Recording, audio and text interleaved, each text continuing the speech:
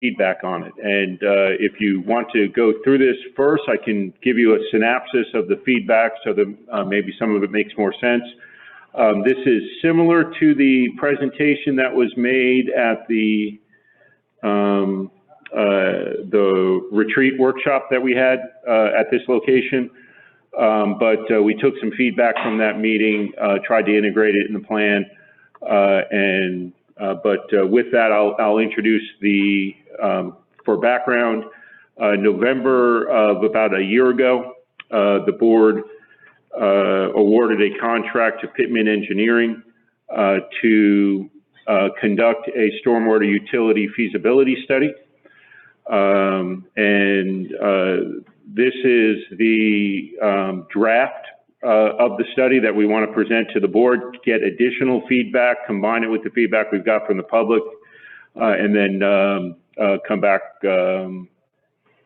with either a final approval or some amendments at a latter meeting. So with that, I'll introduce Ray Pittman from Pittman Engineering, and he will go over the kind of general results of the study, and then we'll have Q&A after. We're going to address the comments because I was out of the state, out of the country, in California. Anyway, I tried to hear all the comments I've heard from some of my constituents, and I've got several phone calls and emails. So, you know, brief us on some of the things we have a better picture of what we said that night. I can too, give you, because I've taken some notes on it, just some general notes. There was a lot of consensus in the room, so I can give, then there was consensus on their opinion of the fee itself, but then there was the basis for that opinion, they're varied, so I can give you all that. Absolutely. And do you want me to share the consensus of the public opinion before we go through the presentation, or do you want to go through the presentation? Presentation first. Okay. Mr. Chairman, Commissioners, thank you very much.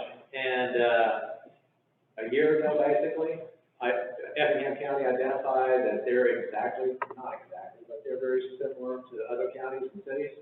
They're challenged by finances. They're challenged by coming up with stormwater management programs for the entire county, and they're just challenged. And therefore, we were engaged to basically do a stormwater utility feasibility study for unincorporated Effingham County. Not the cities, but just exclusively the unincorporated area itself.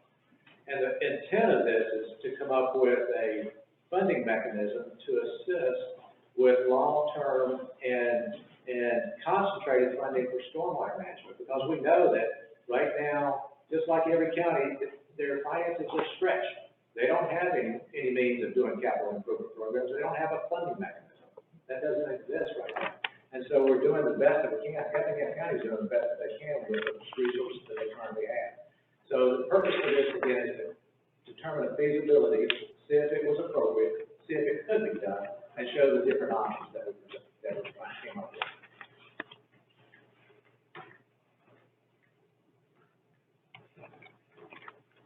Thank you. And this is a quick agenda, just going through it, and I'll go quickly through some of these. But in addition to stormwater management programs that have long-term master plans that show improvements that we need to do, we've got to prioritize. In addition to that, just like what you're seeing right now, is you also have emergencies that pop up that you have to be able to actually come in, identify, and repair them. This is one such event right here that Effingham County experienced a couple months ago, and Effingham County is dealing with that currently under current funding, and the estimated repair cost for this one is $263,000.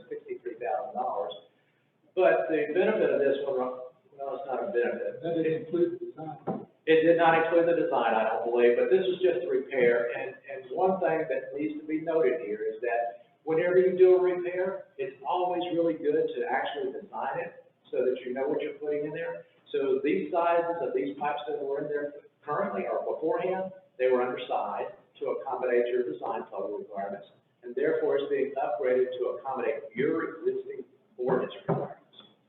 So that's a good thing. That's a good thing. But again, is it an unexpected expenditure that you have to deal with? Absolutely. Long-term issues that we have in Effingham County, and this is some of our communities right here in Effingham County, and they could be private communities, they could be public communities.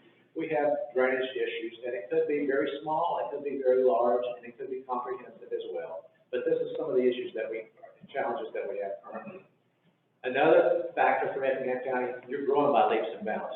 Your census is knocking it out of the park. I mean, you're one of the fastest growing counties in the state of Georgia. This is an aerial depiction of 1985 comparison to 2017. And if you look in this area, it's kind of hard to see, but you've got a lot of development happening right now, continuing to grow. You got great schools, you got low crime, you got recreation, you got all those factors right there that are contributing to this. And our economy in the coastal area of Georgia itself is growing by leaps and bounds. And the sky's the limit here. And now for the existing challenge as well is Effingham County doesn't have one place that they have a drainage problem. They have a multitude of areas, and Public Works and we work together and identify. They've got call centers. They got these are actual calls that they have throughout the county, and this is just showing you the percentage of calls that they get throughout the different areas of the county. So it's not concentrated in one area; it's throughout the entire county itself.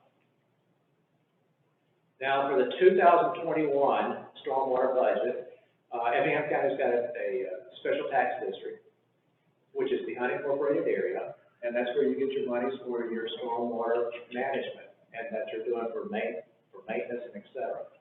You also have some monies that are allocated for SPLOST, and another component is equipment repair from the special tax district as well. So your total for 2021 was $1.1 million.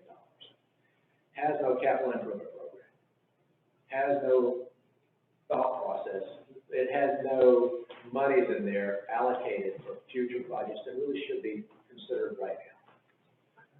So for the 2022 budget, what was proposed or what was considered and what has been presented is a little bit of capital improvement programs. And you'll see a little bit later, why do you need capital improvement program budgets? Because you've got existing problems right now that are known right now, and you know how much they are, and you just don't have that funding mechanism right now in place to be able to accommodate those. So that amount right there, and we'll show you pretty clearly later on that that's a pretty good number in there. And so for 2022 stormwater budget, it's coming out to $2.2 million, and that is broken down into the stormwater utility funding, which is what this feasibility study is considering, is $1.476 million, and the special tax district, same amount that you have for 2021 is the $747 to come up with 2.2.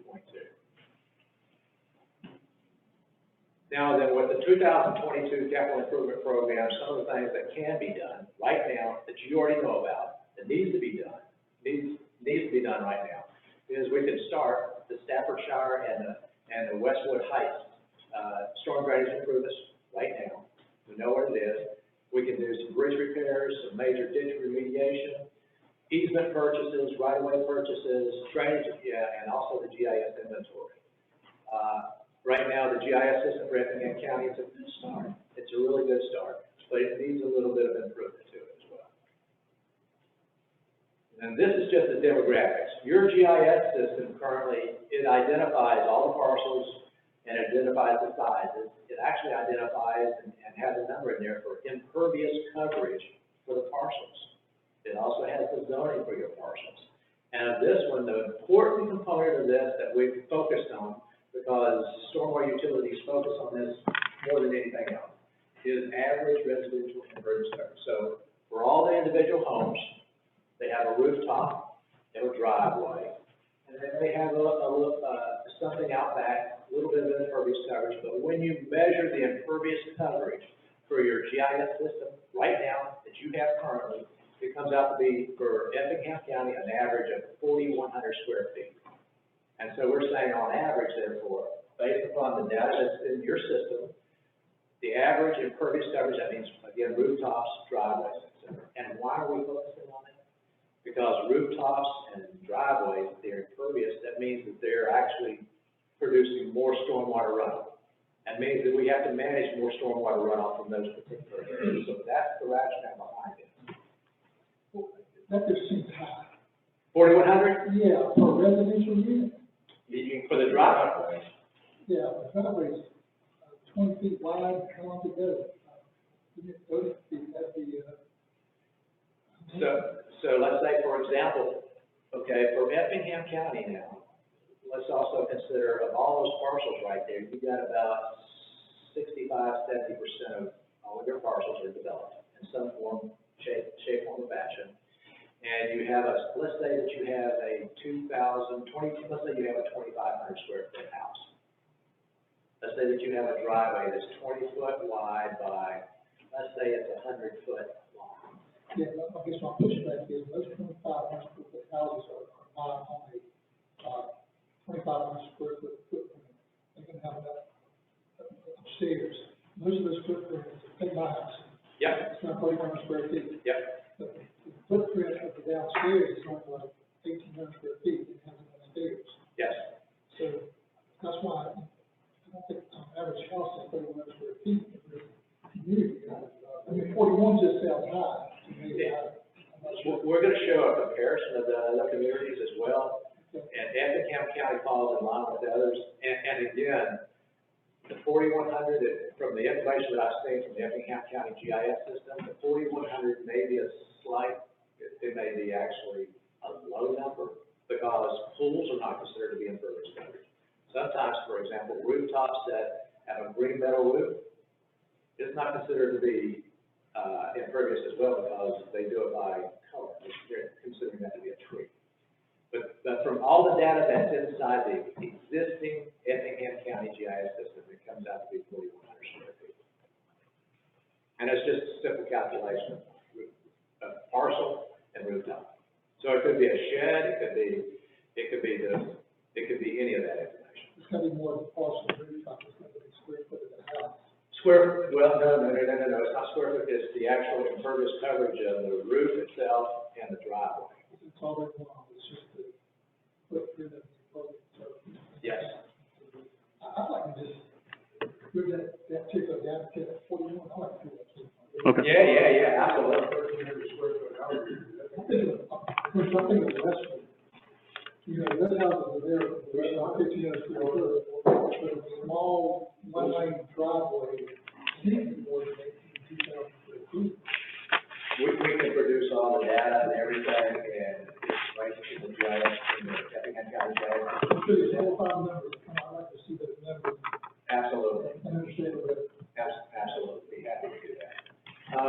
Again, the current stormwater funding is currently via the special tax district, and for the future funding, for the future source of revenue, it's the stormwater utility that's being presented tonight. And the stormwater utility, what we're attempting to do is we're attempting to provide a fee structure that's based upon the amount of stormwater runoff that comes off of your piece of property. So it's sort of kind of like a water meter. So a water meter is telling you how much water you actually use for your house, and this one is saying that this is a calculation of an estimation of the actual stormwater runoff, the amount of gallons that comes off your property going downstream. And again, stormwater coming off of your line or your piece of property, the county's got to maintain it. Whether it comes into your ditch or an offsite ditch or a creek, the county is responsible for a lot of those maintenance issues on those ditches. And why implement a stormwater utility? It's because there is a dedicated source of funding specifically for stormwater. You could use, for example, if you have some of these projects, and most of these projects are going to be high costing, you need a mechanism for funding that, typically, because it will typically be in a phased approach, and you can use this particular fund for actually creating a revenue stream, if you will, for that particular drainage improvements. The cons is it's a new program. And in addition, an additional con is the billing rate itself, and that's how to do it. So in terms of stormwater utilities, this is the different approaches that's used throughout the state of Georgia and throughout the nation. And from the top, it goes from one flat fee, all the way down to the very bottom where you physically measure and you survey impervious coverage for each and every individual lot. And currently with your GIS system, we're able to actually say that you can use the middle of the road information and you don't have to recreate any of that information. It's already there. So you're not having to expend a lot of energy or effort or monies or time to recreate this. And again, it's giving a fairness to the residents as well. Impervious area calculations. All of the bright green areas and for unincorporated Effingham County, those are parcels that are developed. The regular green that you see up there, those are undeveloped parcels within the county itself. Now I'll focus on individuals. Now, why is an ERU important for us in storm drainage? This is a commercial site. It's 1.9 acres. That's it, 1.9 acres. And it has 50,000 square feet of impervious coverage. You can see the rooftop there. You can see the parking, the drive, the outbuildings, et cetera. And that is using the 4,100 square feet of impervious coverage for the average ERU. That comes out to be equivalent to 12 ERUs. So that's important because they're generating that much more stormwater runoff. Here's for an R01. What is typical for R01 is that you got one single family unit, and yet some houses, they come in at this one here's a larger house with a larger driveway, et cetera. And this particular house has 7,200 square feet of impervious coverage.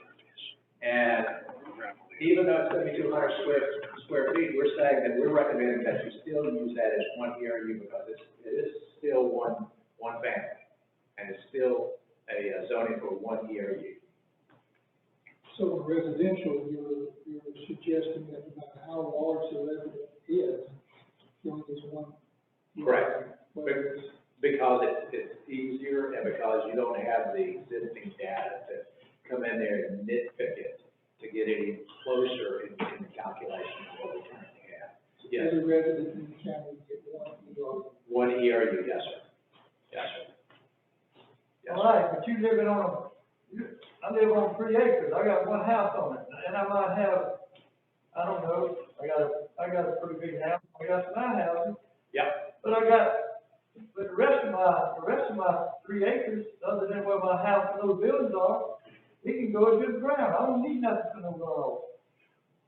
Absolutely, that is absolutely true, but in terms of the existing data that's there currently, we're recommending for single-family homes that they be charged one ERU for that. And if we get to the next level where you're actually creating additional information for the GIS, then you can go to the next level of sophistication. Absolutely. And you talk about the warehouses, there's a bunch of people coming into Effingham County, Yes, sir. feet, Yes, sir. but they're having to take care of all that stormwater when they build these places. So the only thing we got left is the houses that's been here for hundreds of years. Well, So I think we just barking up the wrong tree. okay, well, if we can continue on this is what typically communities do. And, Doesn't mean we're gonna agree or go with it. yeah, this is just a draft, this is presenting the options that's out there. I've already seen it one time. Yep. And then exactly what you just said, for example, this industry, for example, it's got over 7 million square feet of impervious coverage. It has an equivalent ERU of 783. And absolutely, does it generate more stormwater runoff than the others? Absolutely does. And again, the fee structure we're trying to present it so that it's based upon what your usage is for the stormwater system. And I'll talk about credits shortly and everything, but if you're maintaining your system, you deserve a credit. You absolutely positively deserve a credit. But if you're generating more stormwater runoff from your particular parcel, then you probably need, what happens if you're generating more stormwater, then the county needs to anticipate in their storm drainage system that they're going to have to maintain and accommodate that larger flow of stormwater going off-site into this county stormwater system. Same thing for multifamily, like apartments, for example, where they have much more impervious impervious coverage, and this particular apartment complex has 27 ERUs. Now, if I could, option one is strictly And that used. takes on 4,100 square feet per ERU. That is correct. All of these are based upon 4,100 square feet per ERU, yes. For option number one is typically the option that most cities implement for a stormwater utility. And that is strictly to say that if I have a piece of property, I have a single family lot or a multi-family lot, I am simply only going to charge based upon the number of ERUs, the total ERUs, inside my municipality. And I know what my budget is. Yes, sir. I listened to this the other night. Yes, sir. I know what an ERU is, but 95 of the people sitting out there in that room, they don't have any idea what that is. You talk about ERUs, you need to tell them what an ERU is. Yes, sir. An ERU is a single-family residential lot by itself. So if I'm in a subdivision, and I live in that subdivision, and I'm on a lot in the subdivision, and I have a house there, that is one ERU, that's one house. If I have a business where I have a large, retail business, where I have, 41,000 square feet of a building and asphalt, then that's saying that I produce a much bigger. But you didn't tell them what I asked you to do. ERU is an estimated residential unit, and that's what it stands for. Yes, sir, yes, sir. That's what you, Yes, sir. that's what it is for, Yes. one day. ERU is the amount of water you use in 1 day. Well, Yeah, ERU, that's for water. And I think we figured, what do we figure, 300 gallons a day? Well, We got two things. Yeah. 300 gallons a day is for water that can sell. That's I understand that. This is the ERU for water runoff. So they're saying that a rain, that a 4,100 square foot of surface will have a certain amount of runoff we have to handle. Right. If it's, 41,000, we'll have 10 times that amount. that is correct. So the equivalent residential unit is what it stands for. Correct. And that's, for runoff, not the water we use. That's the difference. So we're estimating the water we have to handle based on 100-year rain. And this is what tears our ditches up, and that's it grow, and normal flow as well. Right. And so we're saying every resident, 4,100 square foot, has a equivalent, ERU, shared yeah, cost for the yes. water runoff.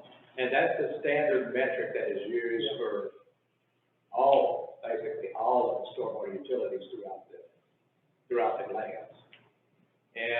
But this one right here, for example, with our stormwater utility budget of 1.47 million, and based upon all the ERUs in the county, that comes out, if we just charge based upon this, the equivalent or the annual fee per ERU is $67.60 per year. If we're only using that. If you want to raise $1.5 million. If you want to raise $1.5 million. If you want to raise more, that number would be more. If you want to raise less, it would be less. Absolutely, absolutely. I don't know if my constituents are speaking attorney to next Yep. this year. No, I totally understand. Issue with stormwater, and we've got to do something. Yep. Need some revenue, but, Yep. And we have some other different options that we're going to show. One bite at a time. We're going to show some different options that's very, very well. But then the second one, and we were hit hard by this at this last presentation, that, where you broke up that $1.4 million into components. So you had one component for developed lots, so an ERU basis, and then 80% of the fee for the stormwater utility will come from developed parcels. 80% will come from developed parcels. 20% would come from acreage, from the acreage component. And now that I was a lot of comments were made about undeveloped property specifically. But I can share with you that I have done a tremendous amount of stormwater management plans for timber forests, for farms, and for undeveloped properties for storm drainage improvement projects, whether it's sizing ditches, whether it's sizing pipes, whether it's getting the water from point A to point B is because they understand as well that stormwater is very important to them. Well, this adoption has caused my phone to blow off the last. Yeah, absolutely, I'm glad to finally see it. absolutely. But this is an option that many counties do because it gives every component or every parcel of land that has any type of stormwater runoff, it has a fee structure for it. And I understand. And beforehand, at the very first present at the workshop, we didn't even present this. And at the time, it was asked, why are you not using the land in here? We talked about this. We did, and I was opposed to that. absolutely, and I said because it's much easier. Because we're not having to do anything to the land. Yeah, yeah, Impose a fee on raw land. Yep. That's hard for anybody. I'm a landowner, business owner, I'm a homeowner. but, and that's where, We're designed to be commissioners because we live and we do everything in this county, especially like everybody else. So we have the same experiences as everybody else. right, So, you know, me, I'm being in all three areas. I'm okay in my business, I'm gonna make money with my business. Kind of hard to make money with my home, you know, that's what my family is. Gray area. And when you start talking about raw land, and we have to disturb that land, you know, they have to record or everything else, that's really hard to get that. no, and I can You know, certainly, I'm not for raw land, I'm not big, but let me kind of push back a little bit. I'm gonna kind of see everything in unified. Yeah, on Little McCall Road, I have some acres out there as well, and there's some of that land as well. There's no doubt that road keeps water from flowing, so that could create more wetlands for the water cannot flow. So our county road system can cut blocks of property. I would say that there is, I'm not sure that at this point if it's enough that we want to get a fee to it, but every landowner gets some benefit from those ditches, because you put a road in, and you block road that, normally travels to the creek, to the river, and now it's gotta go through a culvert, it backs up, it runs on your property, you ignore it, pretty soon you got furnace road and along, and you've got wetlands, and you just lost twice per acre. Whereas a good drainage system will keep my land from becoming all wetlands behind my house, so that I do have a higher value. So I do recognize that at some point there is some benefit to the landowner, but not like the non-public services. But we as a landowner do get some benefit from ditches being maintained, roadways and culverts being replaced, so that my land value doesn't go down, because I have 40 acres of dry land, now I've got 30 acres, because the water off the farm. absolutely. So they could all be on the same subject, you know, 20 acres right there with the highway, and you got that benefit, you get charged for something. So you get the same benefit if you're on 300 acres there from that front part, so it's not gonna affect the back part. Not only anybody will be paying for the back part of that land, and they'll get the benefit from that. Yeah, I'm not saying for the, I think these more looks to you, I just know there is some benefit for us. Not every, they'll throw in there,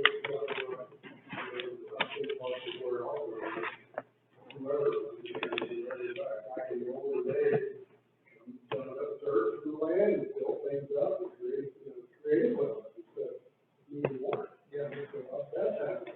So anyway, that's a little, back and forth on the land. No, absolutely, please. The more the merrier, absolutely. But at the very beginning, again, we didn't present this because I knew that it's just a little easier with the first approach. But again, these are the two means that most communities actually implement stormwater utilities. These are the components that they use. Some of them, mostly the cities generally always go with the ERU fee structure.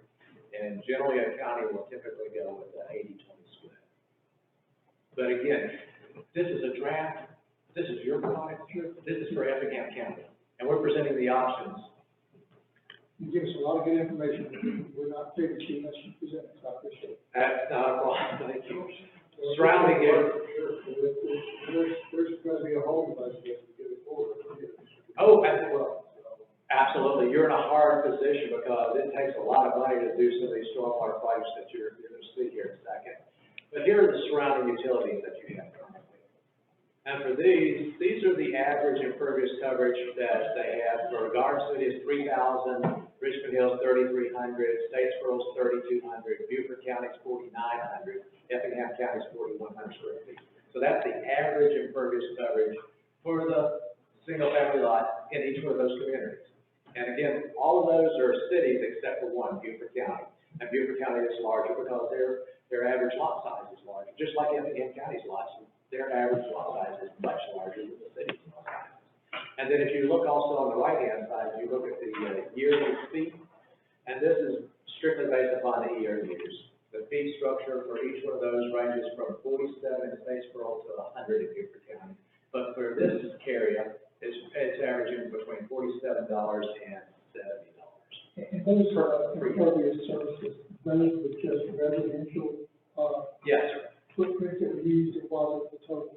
It was just the footprints themselves, Of residential only, no commercial? no commercial, just, absolutely. And I would have thought 32, 33, that's what I was expecting, that's my, just shocked for. But again, the metric for this is so that they can come out and use that ERU to figure out for retail and commercial and industry, how do they compare? And so that they come up with an equivalent metric for charging something that's fair. So that was the purpose for that. Existing county stormwater needs, as you know, maintenance, can never stop. More maintenance, and this is your public works out there doing their job day in and day out. Also, operations and maintenance, trying to repair features, repairing curb inlets, grade inlets, storm piping, etc. And again, while doing this, it actually minimizes flooding, and these capital improvement programs, they're important to minimizing flooding and coming up with stormwater master plans for the entire county. And right now, you have a little tiny component, and it's tiny right now for Effingham County because of not this census, but the census beforehand. You're required, and you don't get any funding from the state for doing this, but you're required to monitor and inspect the storm drainage system and to see if there's any type of illicit discharges going downstream, because they want to protect the water bodies. They want to make sure the water quality is good. So that's a feature that's going on right now. But you're only doing it in a really small area. And the beauty and the drawback to a growing community like you is right now, because since it's 10 years ago, you only do a handful. So a couple of weeks, you got your Impervious monitoring done, a couple of weeks. But with this census here, it's going to grow, and it's going to grow, and you'll probably have to enlarge your monitoring program in a couple of years. So that's something that you need to anticipate as well, but not this second, but in a couple of years, you have to grow that. So additional stormwater needs to be completed with Stormwater Utility, and this is on top of what you're doing currently, is capital improvement programs, whether purchasing easements, access easements, so that you can actually get drainage, so that you can get approval to go along and maintain ditches. So that, and also in doing ditch widening, to do ditch improvements, road crossings, etc. Also your GIS data update. Again, the Effingham County's geographical information system, it's a really good start. You just got your brand new photography, it's a really good aerial photograph. But it needs updating. Information inside it. It's hard to see on this slide, but you actually have a roadmap started for your storm drainage system. So for your pipes and your ditches, you started mapping that out because you need to know what that is. It's nice to know what the map is, just like your roadmap. You want to know how to get from point A to point B. And when it's flooding, or even when you're doing your maintenance, it's nice to know. The orange area is the area that Effingham County has inside their existing GIS system. That's mapped out. It would be nice to have all of Effingham County as one big orange block. It would be nice to have everything mapped in there. It would be nice. Many communities are, not many, but some communities, they go to a level, they've got every single creek, stream, catch basin, curb inlet, every pipe, invert, pipe size, etc. And every few years, they will go out and do an actual assessment to figure out what they need to do to it, so that they get ahead of the curve. Again, your MPDS in several years, not next year, but in several years, you're gonna have to ramp that program up. And right now, obviously, we don't have the budget for that, and obviously, the state's not gonna give you money for that as well. And again, to try to mitigate for degradation of water quality, and so that, well, just to improve our quality of life. And water quantities, meaning detention basins, et cetera. And again, this stormwater utility mechanism that we're talking about today, it's a level of service enhancement above and beyond what we're doing right now. Now, utility bills, and everybody here's seen this here before. What is the most practical and least costly way of implementing the utility bills and getting an invoice out? And the only way that, well, there's many ways, but this is the most economical way, and that is to add it as a line item on your current tax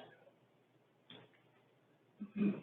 And in addition, for the areas, the non-residential areas that maintain their storm drainage system, that reduce the stormwater runoff, they deserve a credit. They deserve a credit to reduce their actual stormwater utility fee. So, so you can go through this credit manual process, and this is one of the next steps, is to create this credit manual to incentivize people to do their own stormwater management, to maintain their own stormwater, and to actually come out there and improve the stormwater for not only themselves, but everybody downstream as well. And the summary of the study is that in the indicated 2022 stormwater budget, stormwater utility budget is 1.4, and yes, you've got every right to reduce that or increase that. That is just a placeholder for you to consider. If those numbers have been presented in this. Again, one ERUs is based upon the existing county's GIS system that shows the impervious footprints of the driveways and the rooftops that are on residential lots. And based upon this, the stormwater rate, if you go with just the ERU feature and not considering the acreage, it's $67 per ERU per year. And that's per lot that's developed, that has household, that has improvements on it. I'm seeing 54, I'm missing 67 somewhere. Yes, sir, that's the other option. The other option was just the ERU option. This option that we're looking at right here that I've got here is for where you got the 80% and the 20% split. Yeah. You didn't include land and you want to still get to that same 1.47. Correct.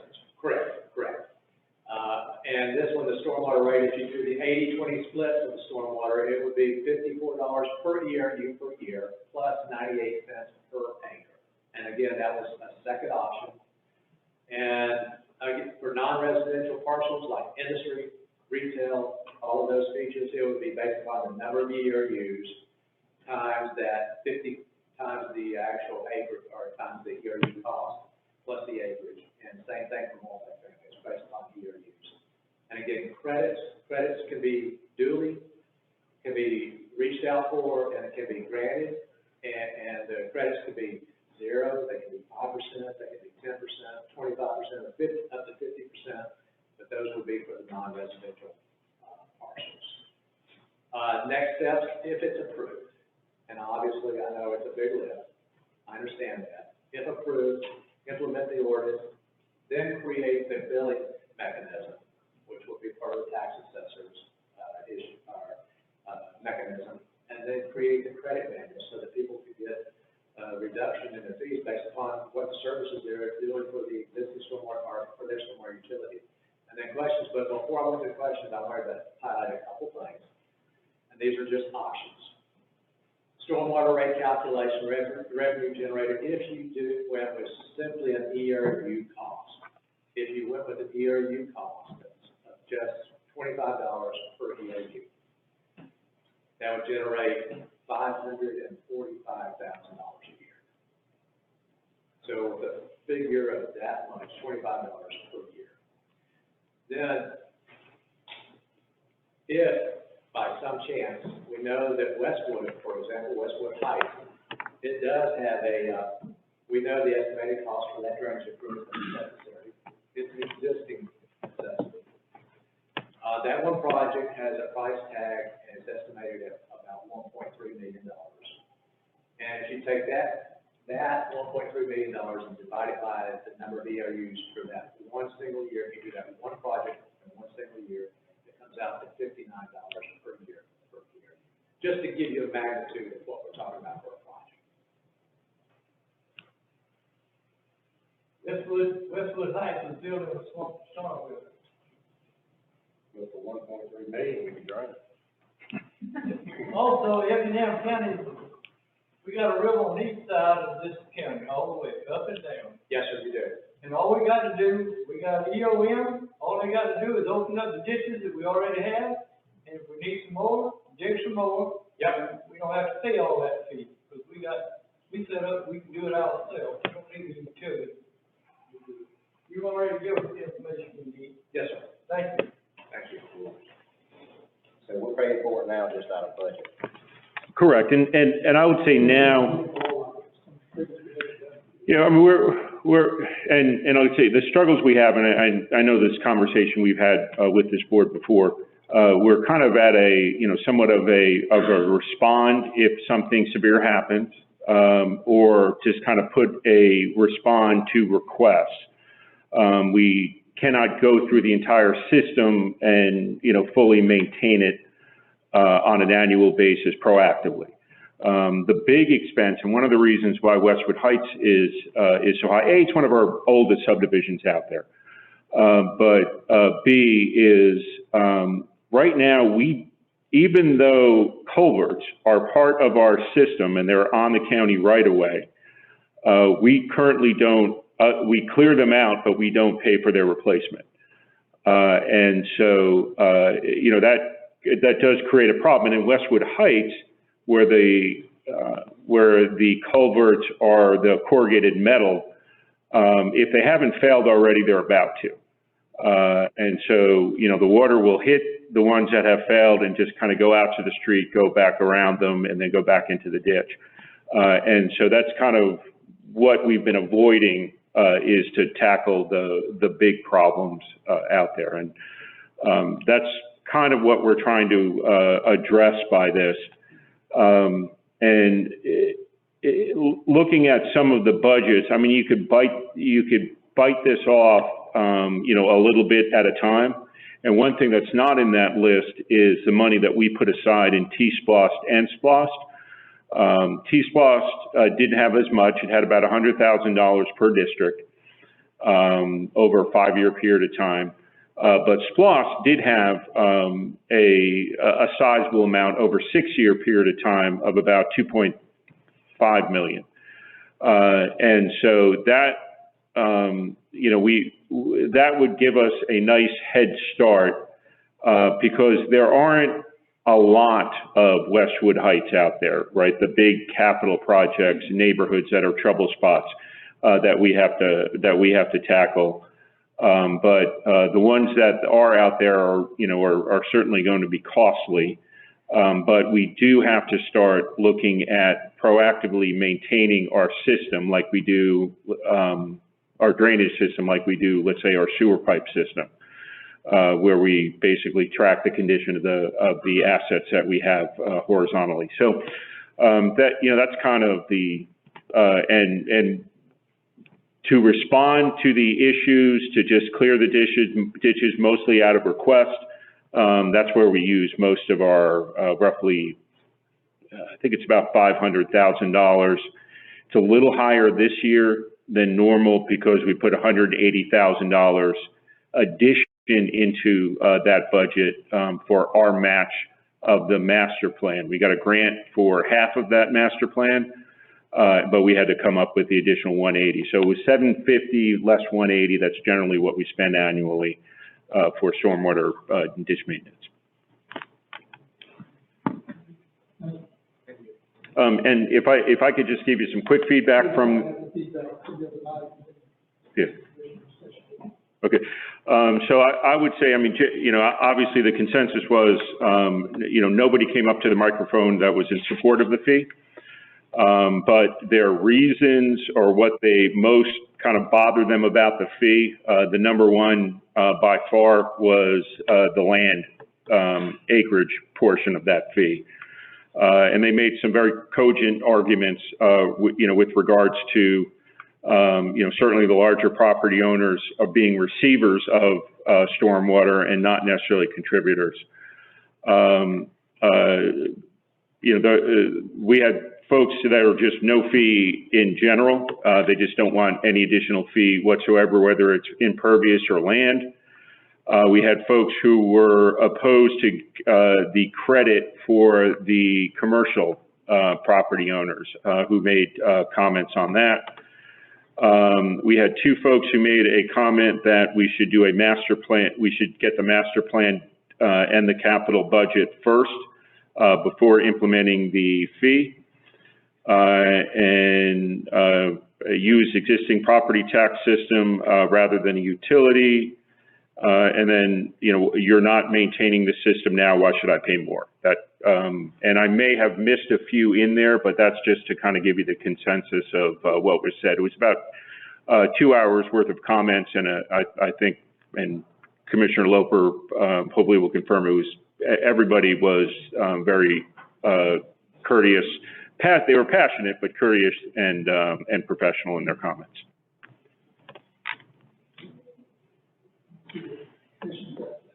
Yes, sir, Mr. Chairman, I would love to go first. First of all, Mr. Pittman, you're a very nice guy. I really appreciate your information, and it was a good presentation. Commissioners, this has been a communication disaster.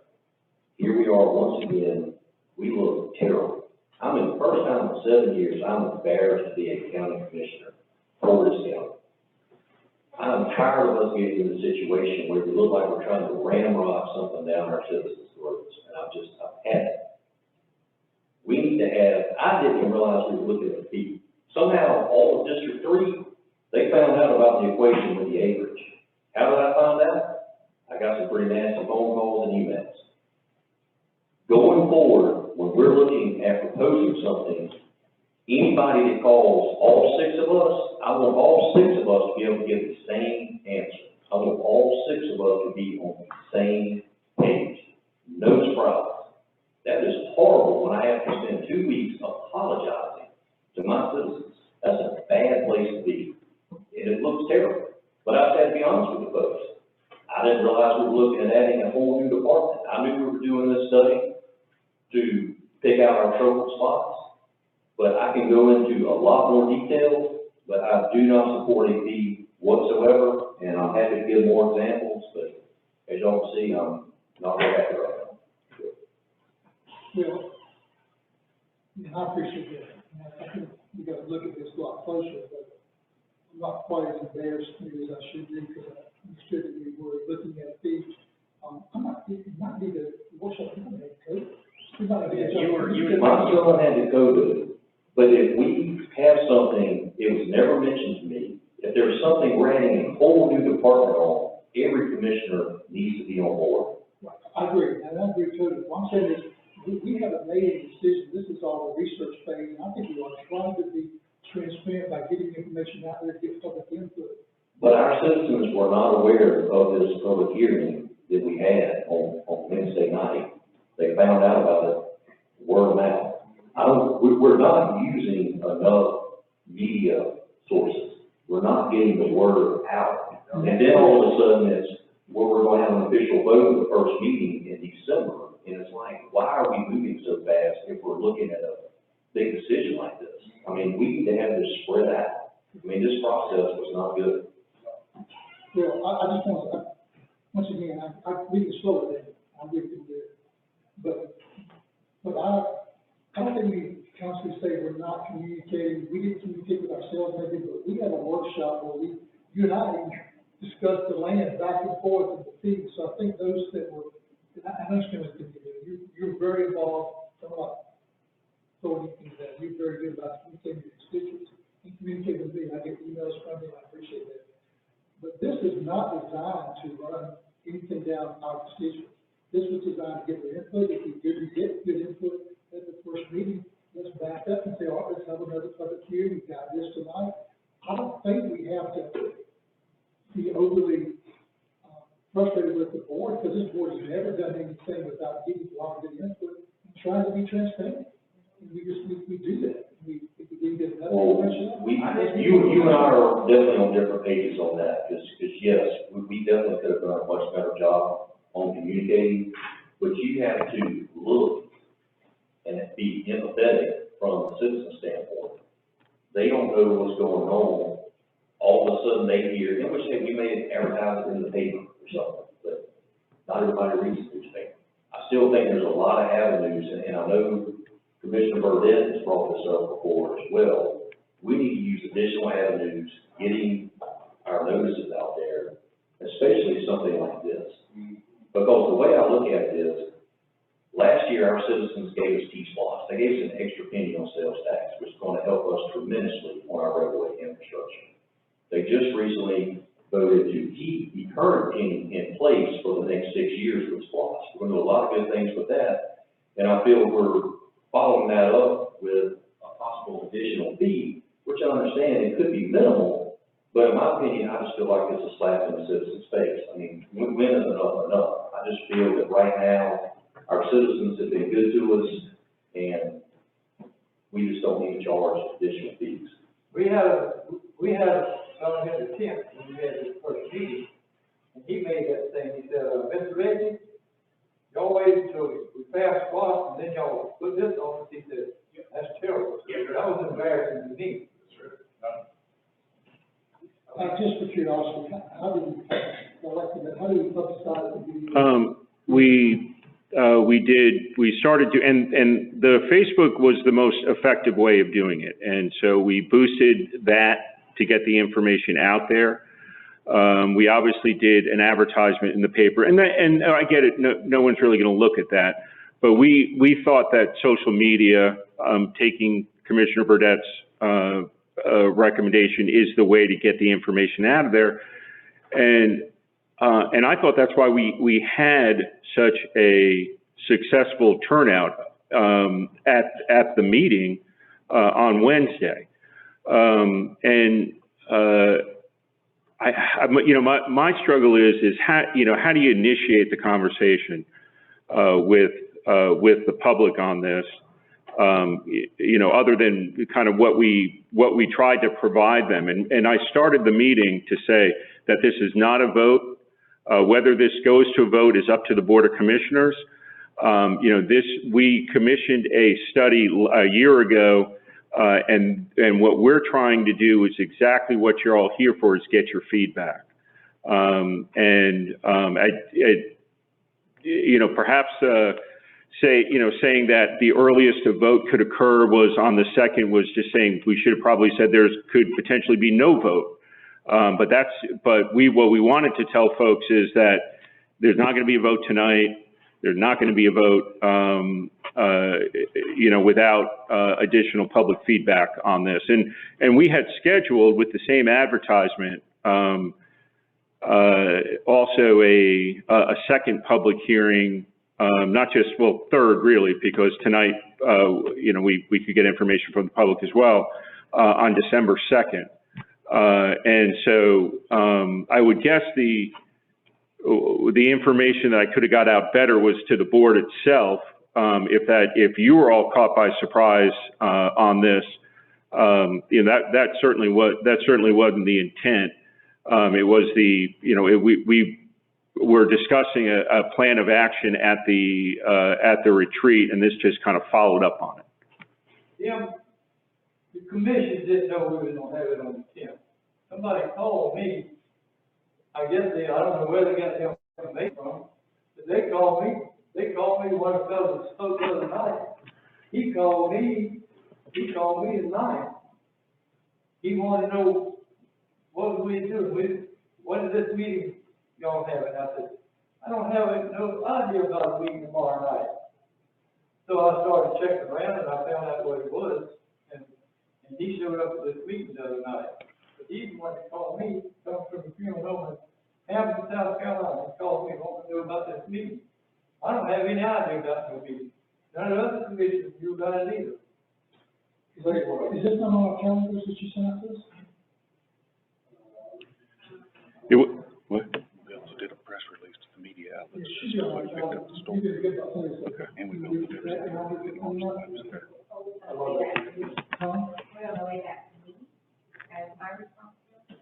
It needs to be on the calendar, whoever keeps it on the calendar, what did you use? So it'll need to flow to me, that's correct. Yeah, I think, I hop on communication a lot, it's so important, it's like a work practice. But we gotta take it a step further than just announcing, hey, we're gonna do something. I'd love to have something on YouTube or something that explains the whole process. Look, this is why we're even looking at this, here's some examples of this, here's some drainage problems over here in Westwood, this is what we do to fix it, this is what it would cost. Look, nobody even knows why we're looking at this, and that's the problem. We've got all these great social media tools, we can, you don't have to make a video, they've already done some really cool stuff, showing us the inside of pipes and everything else. We could use some of that to educate people, that's why people get so upset and passionate about it, they really don't get it. It's hard for me to get it, and I've seen it, 2 or 3 times already. But, it's plenty of language terms where somebody calls me up or shoots me an email, hey, what is this? I can send it to you, just like, hey, check this video out and call me back, or I'll call you. And a good explanation of that would go so far with all these major issues for me. Anytime we're looking at expanding or doing anything like that. Something really good in education, we're not even in the department to do that, but it would go, it would be setting the standard for other counties to do it. If you really get communication. I get why we need this, there's a lot of cool things about it that would be good, and a lot of projects we have to say no to now, we could say yes to with this. I'm taking notes to the right thing, I don't think we should do that later, for sure. I don't think we should instruct you, this is just further discussion. But I think, Mr. Roach hit the nail on the head. We've already got T-Squad, already got SWAS. This may be a great thing, but we've done, we've got to communicate correctly, and the timing is bad. Let's use that. I had a question earlier, can we use T-Squad when we issue sick measures? Yes, that's awesome. That's great. We got that opinion. Maybe we should push this down the road a little bit, rethink it. Really rethink how we put, what can we really do to put our heads together, Y'all with background in that area, I'll be glad to help with.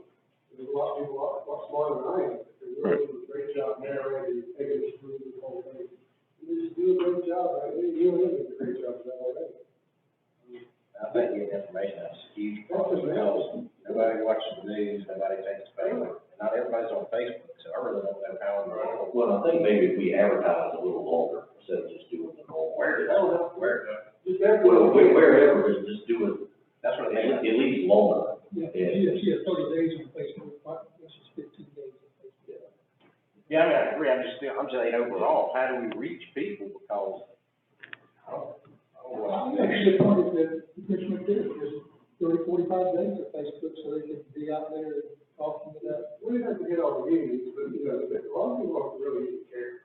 The ones that do care, you need a place to spend it. Hey, this is a full explanation of what we're doing. And even when we advertise it, we do know we're doing something, everybody knows what I'm saying.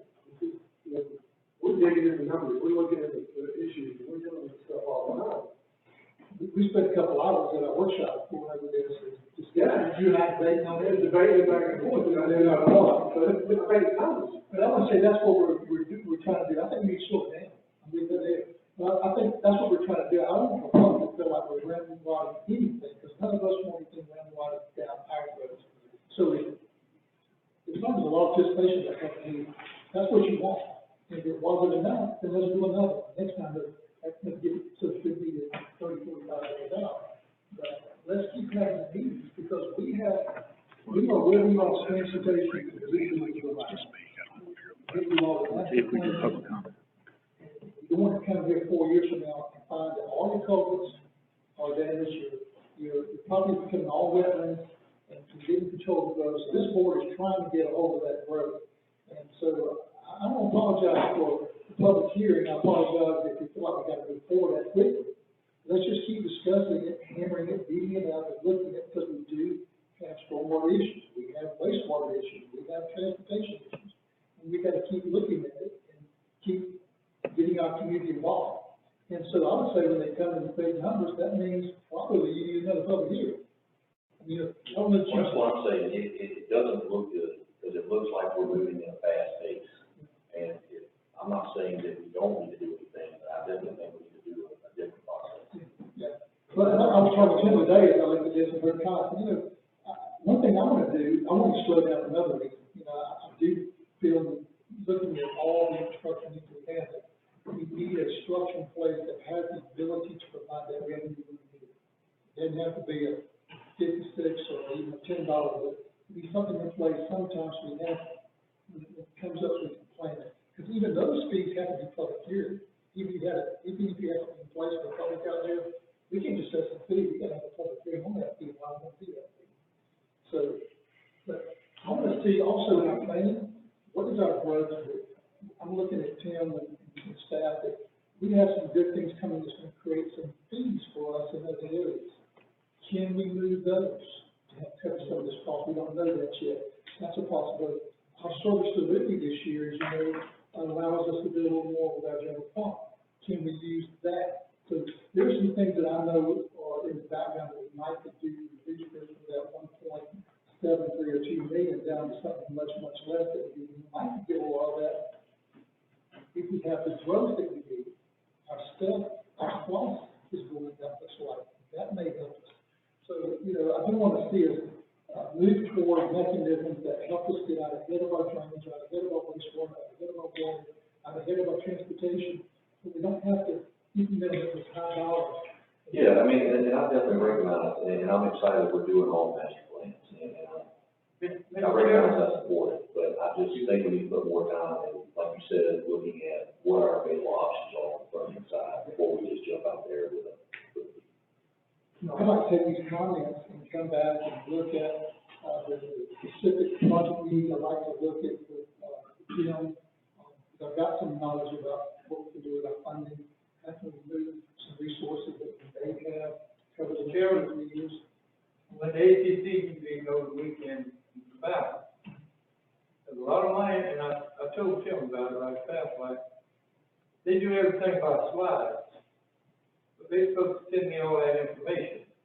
There's a bunch of money out there, some of it has to do with COVID, a bunch of it that we can get has nothing to do with that, and stormwater is a part of it, and that information they don't send me, we'll know how to get to it. Some of it like the money we gave EMS, we can get all that money back. You know, there's some funding for some of this. And a lot of it, we got up to turn it in by year 24, which that's over 2 years from now. But then you got to spend it before, 26. So the money's out there, all we've got to do is figure out a way to get it, and I'm gonna get that information. A couple more concerns I have as well. You know, when they're already handling a lot of them about services, and when new business comes on or a house, what they're making sure that they're handling their runoff water. And then when they come back and give them people time. You know, people are already planning, they're already planning, now you mitigate that part of it. And then, you know, we're trying so hard to generate jobs and stuff around here. We've got a new logic and manufacturing. So that over in my district is awesome. That's going to be a skill that I love that, as opposed to just warehousing. That really excites me. But, you know, if that bicycle manufacturer comes in and says, yeah, how much more am I going to pay a year after already been getting the stormwater? And that might raise some eyebrows. They've got to pay an extra $20,000 a year because their ERUs are so large.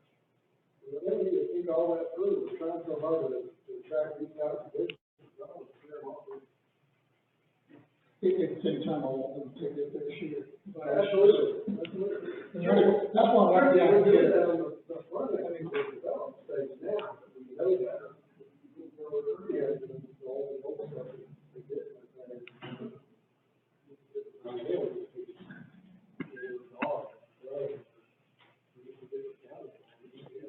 One of the things is an understanding. One mechanism, you may, set an ERU, but you may set an ERU to be a mechanism in place. You can give a, credit, you might get a, exemption for the first 41, whatever the ERU is, so it takes all the residential units out.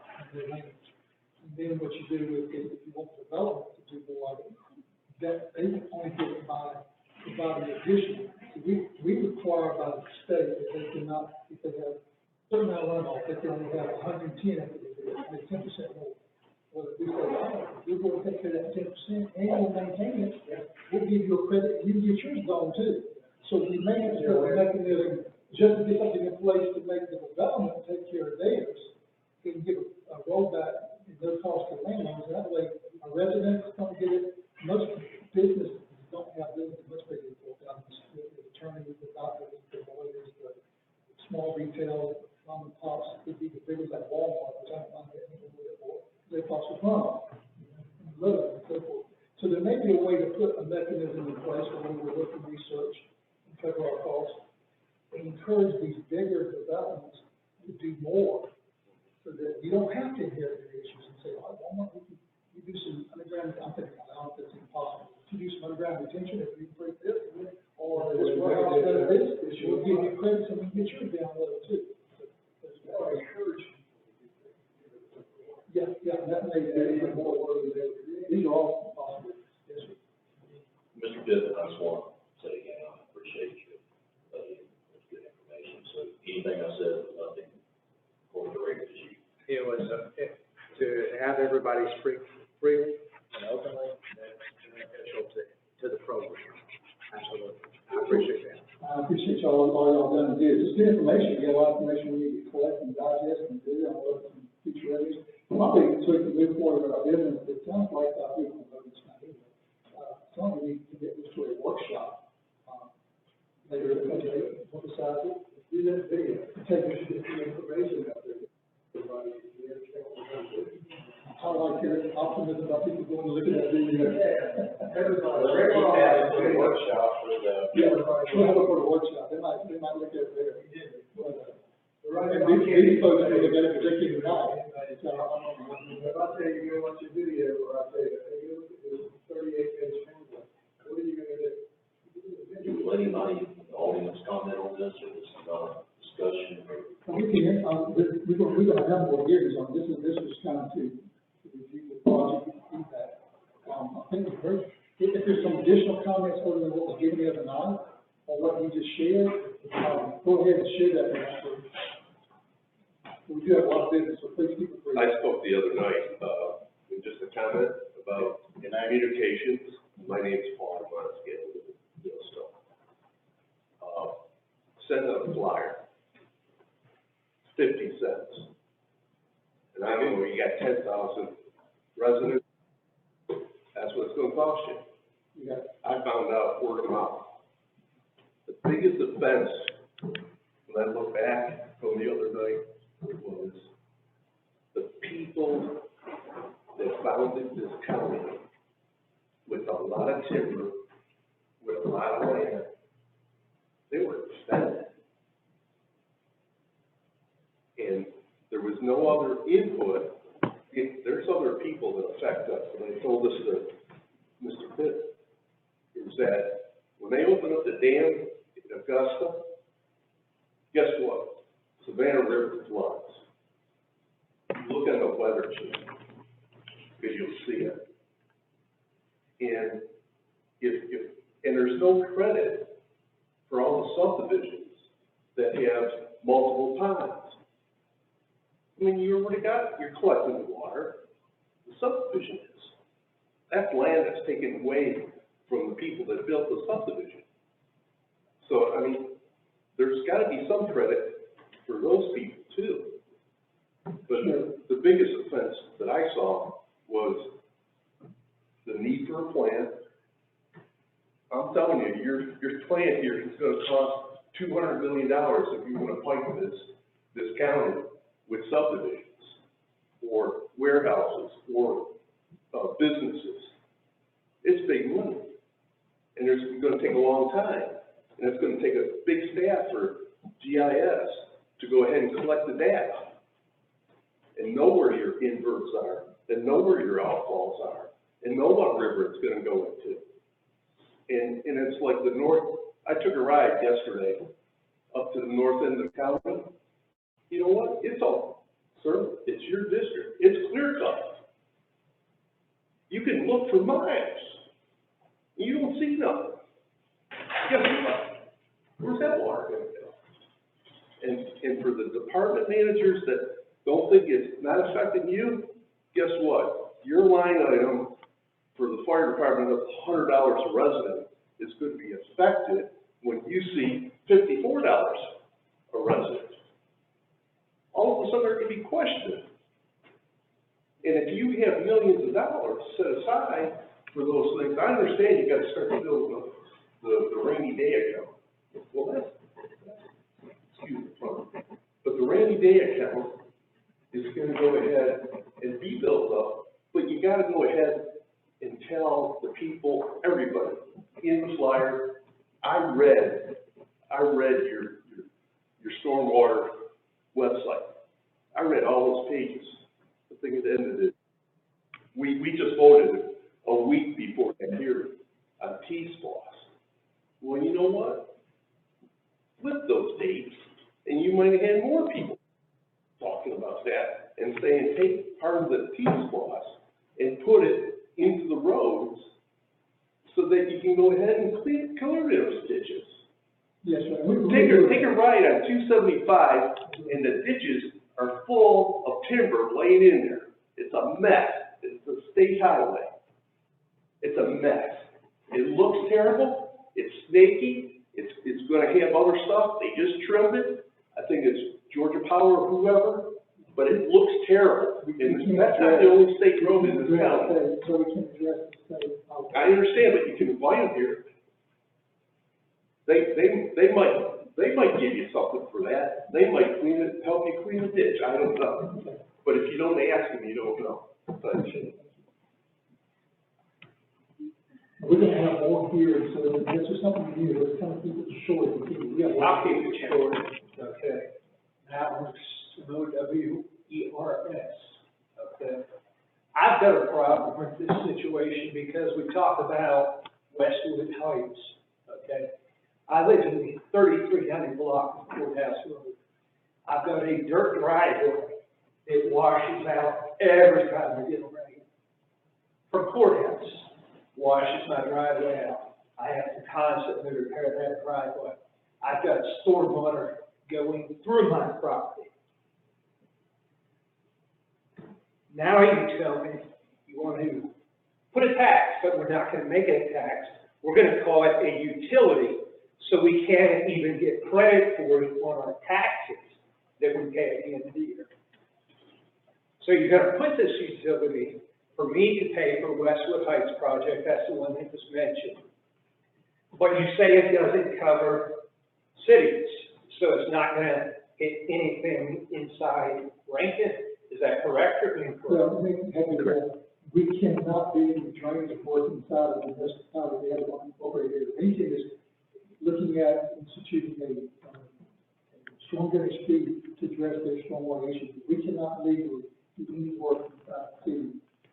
We can't do work, but you can still tax them, correct? No, we cannot tax them. No, but they don't pay county taxes? They don't pay it for the incorporated services we provide.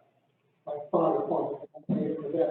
I would submit to you that Walmart, Lowe's, Tractor Supply, Chick-fil-A, all those places being developed up there have a greater impact on Westwood Heights than my two small parcels.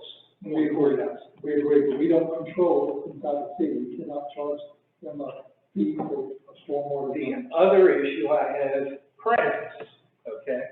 Industry, businesses, they get credits, could be 5%, 10%, 25%, up to 50%, okay? If you start passing out credits to the businesses with the larger impervious areas, it's going to create more of a shortage. It's going to come on the backs of the residents. I saw nothing indicating how a resident could do something to get their bill lowered, and there's credited. Let me address that. I don't know if you heard us talking, but we were looking at this, I was looking at giving a credit across the board to residents for maybe one ERU or half. So go ahead and give it to them, whether they do anything extra or not. So I do want to keep it low on the constituents. The credits we're talking about for the business industry is only if they can show they can do beyond what is required. For instance, a lot of times these drainages or these businesses or communities have, they don't maintain them. Let me tell you from our engineering, we gotta go out and clean those retention areas, we gotta get the easements to do it. But if they clean and prove they keep them clean, so we don't have to buy equipment and go do it and use labor, that's the credit we're looking at giving. So you say you have warehousing that can allow up to 10% of quarter space, they don't control that. Faster off the property than before they build, so if they have a certain amount of flow, they can, no more than 10% more can go off. So if we say, oh, you take care of that 10%, and then you maintain your system, so we don't have to come back and maintain any of those ditches, and you take that 10% away, then you're gonna lower the problem for our constituents, plus the property taxes they pay. So we're looking at all that to make sure that we get a good value from our development, particularly going forward. So I hope that helps a little bit. So we're looking at, as the chairman, I'd be looking at this board giving some kind of reprieve. That was just a starting point, a discussion. It is not a set fee. We're not even looking at setting a fee of $60 or whatever.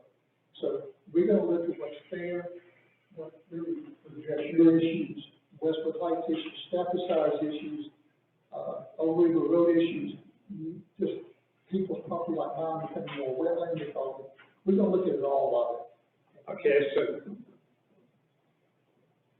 if I have to fix driveway from something that runs off from the county roads, We try to fix that. That's, if whether we do it or not, we've got to find a way to fix that, either on current funding or with supplemented by utility or not. We've got to fix those things. You shouldn't be fixing water that comes off of our county roads.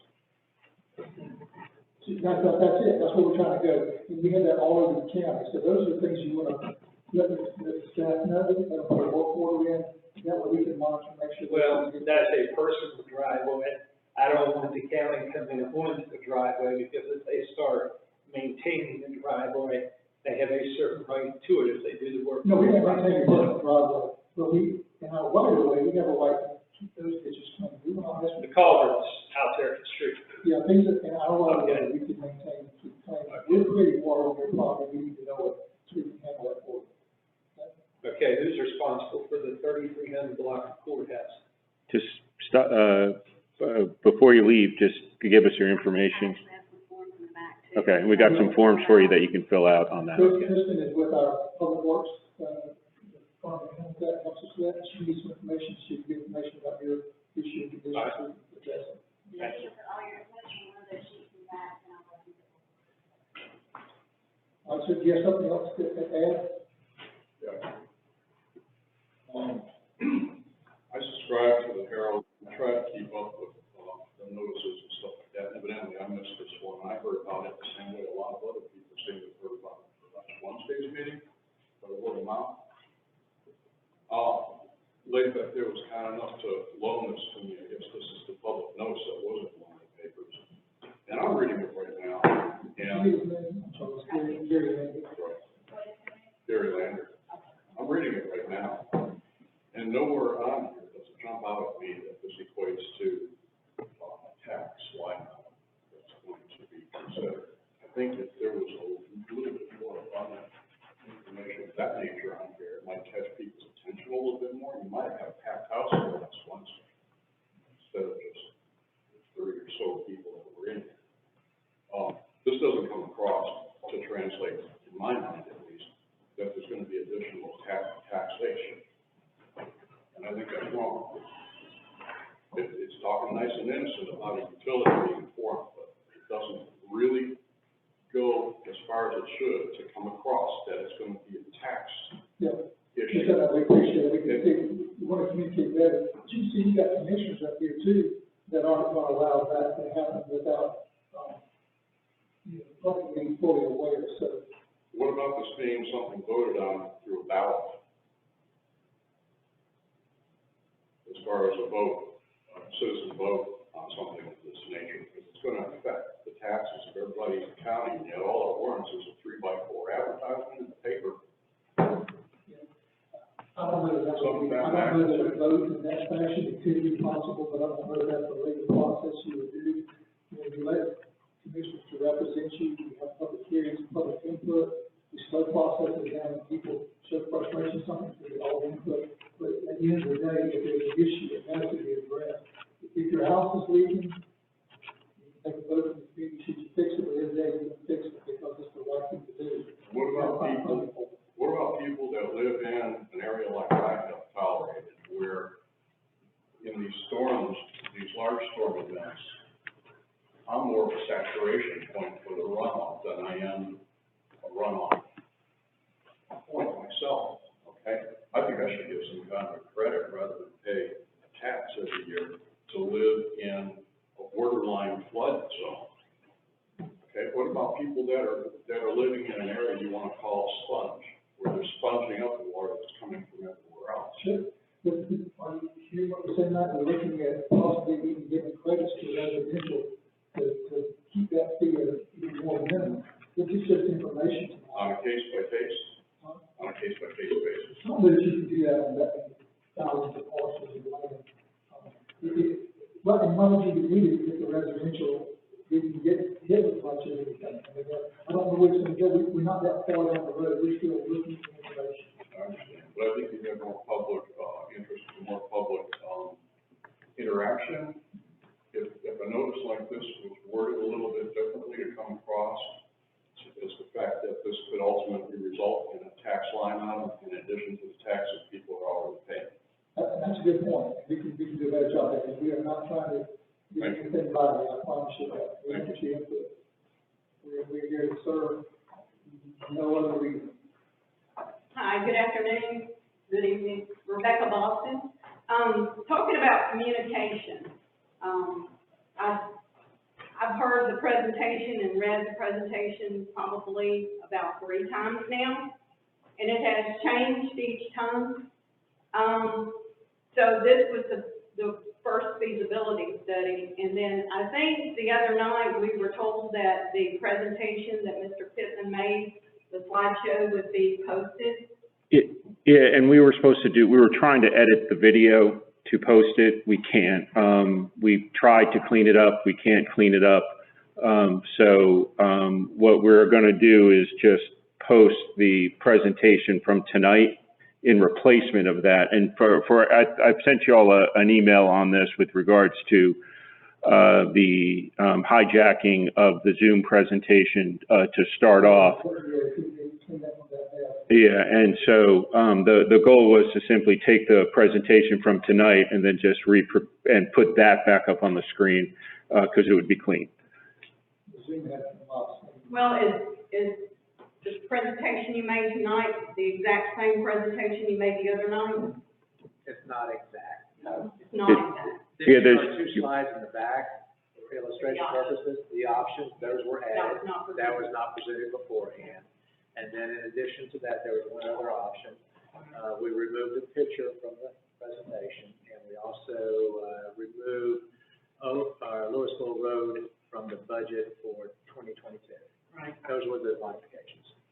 So those aren't materials for the discussion here tonight, because the additional options are probably born out of the discussion that's shared the other night. Absolutely. So we're constantly providing more information. I understand but that is only if you are here and you get that information while you're here. The people that, I've had numerous people texting me tonight that have tried to listen in on Zoom. They couldn't get in. First of all, they were in the waiting room, couldn't get in. Now they can't hear. It's running right now. Yes, sir. But they can't hear. So if you want to communicate, and you say Zoom is an option to your constituents, it needs to be an option, because it's not. It's not working. They can't hear. They can't get in. So, we got to do a better job.